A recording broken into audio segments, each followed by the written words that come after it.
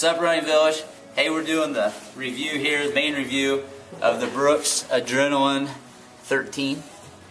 This is a shoe that continues to be one of Brooks's top-selling stability shoes. It's a shoe that I've used now for like 15 years or something, and I like to do the reviews on it just to tell you if I feel any kind of nuances that change in it.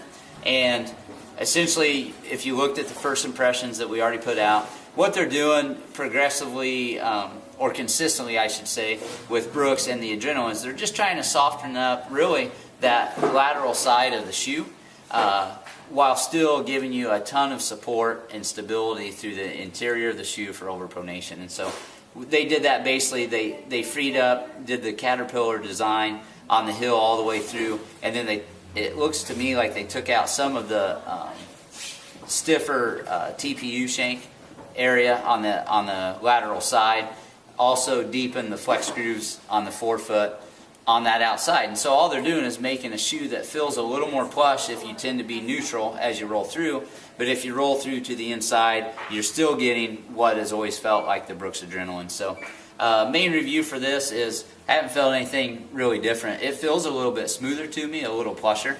It was a little nicer in the cold months through the winter this year than it usually is, because sometimes it's been so supportive it feels a little stiff in the cold weather if it's below 30.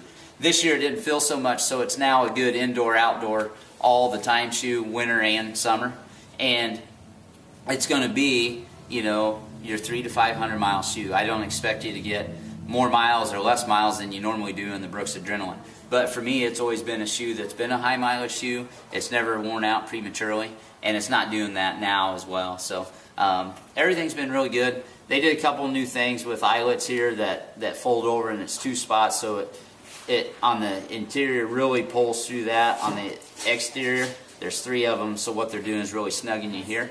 So it just feels really good for a high mileage shoe that's, you know, it's not under 10 ounces or anything crazy. It doesn't feel heavy because it really fits your foot well and feels pretty agile when you're in it. So if you're looking for a stability, high mileage training shoe in a traditional, you know, package, the Brooks Adrenaline, they continue to do it really well, and it's going to be a shoe that continues to sell to a lot of people that need the support, that aren't looking for anything crazy, but something that's very reliable and you know, high quality. So Brooks Adrenaline 13, check them out. Remember, run local, run smart.